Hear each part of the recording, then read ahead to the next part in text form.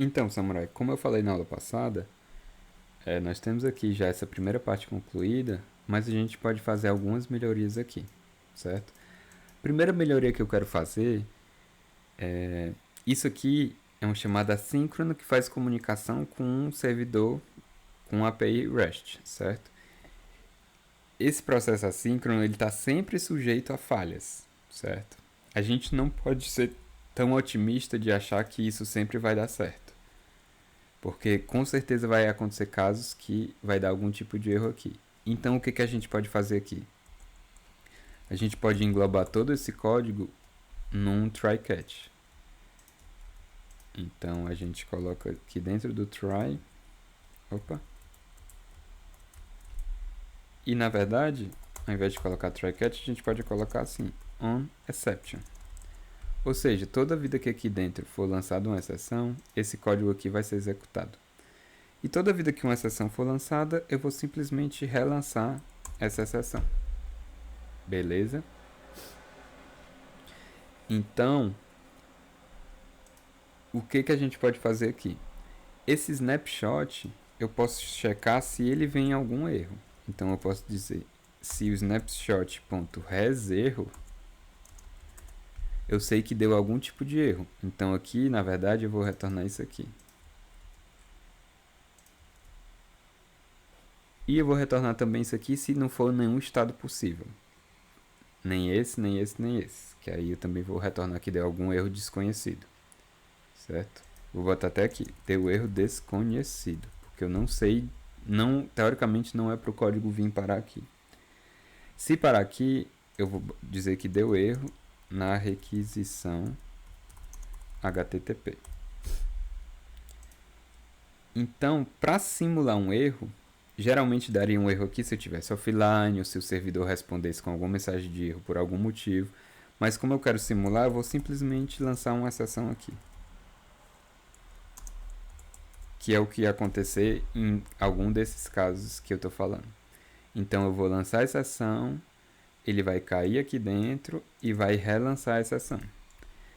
Eu espero que quando ele lança a exceção, esse snapshot.hasErro seja true, ele entre aqui mostrando deu erro na requisição HTTP. Vamos ver se funciona.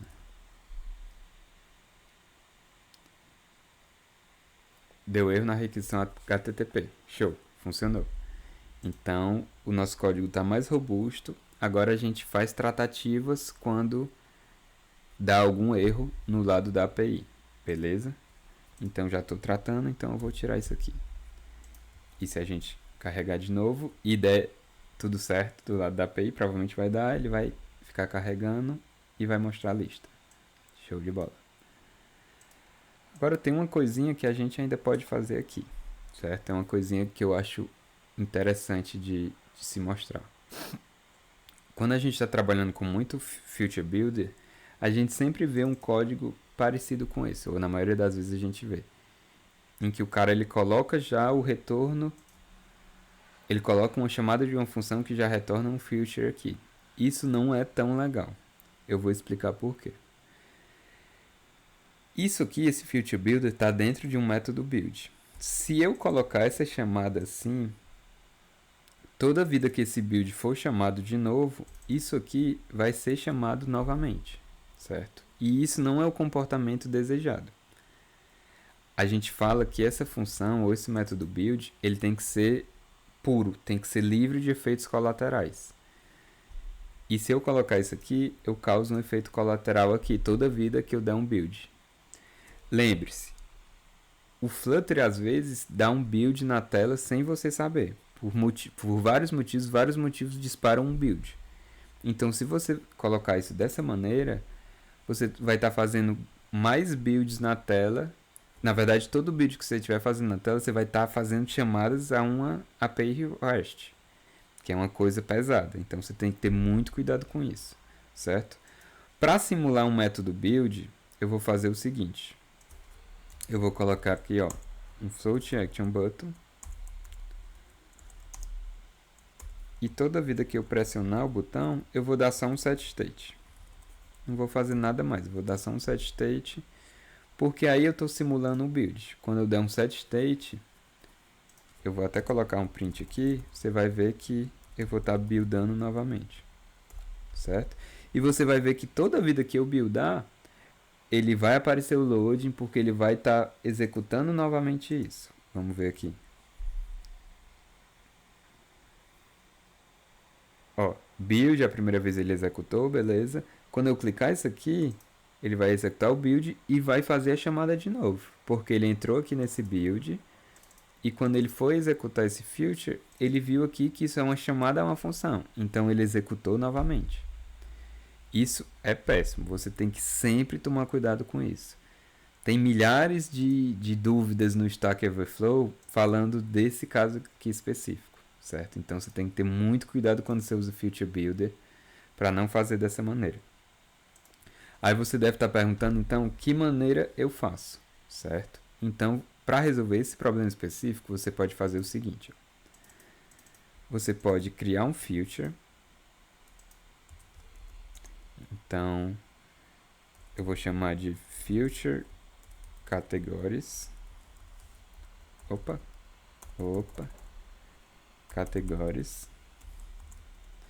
Dentro do meu init state, eu vou atribuir um valor a esse cara. O valor é joke.getCategories, certo? Note que eu não estou fazendo aqui um await. Eu só quero retornar para essa variável um future, porque essa variável é um future. E esse cara, ele me retorna um future, beleza? E o que eu tenho que passar para um future builder? Um future. Então eu só venho aqui e passo esse cara aqui para o meu future. Fazendo simplesmente isso, eu já resolvo o problema. Ó, o primeiro build carrega, beleza, tudo certo. Eu vou limpar aqui. Você vai ver que quando eu clicar aqui, ele não vai fazer de novo a chamada. Ó, ele só executa o build, mas ele não faz de novo a chamada, porque esse meu future eu já meio que computei ele. Então, eu não preciso fazer ele de novo. Então, isso é uma grande otimização, porque eu não fico fazendo uma chamada assíncrona toda vida que a tela é rebuildada. Então, essa é uma dica valiosa para você adicionar no seu arsenal. Toda vida que você utilizar um Future Builder, lembre-se de inicializar ele no init state e passar a variável future, não um retorno de future, uma execução que vai retornar um future, porque você economiza muito memória, processamento, banda de dados, então sempre ficar bem atento com relação a isso. Beleza? Então vamos apagar aqui. Por essa aula é só isso.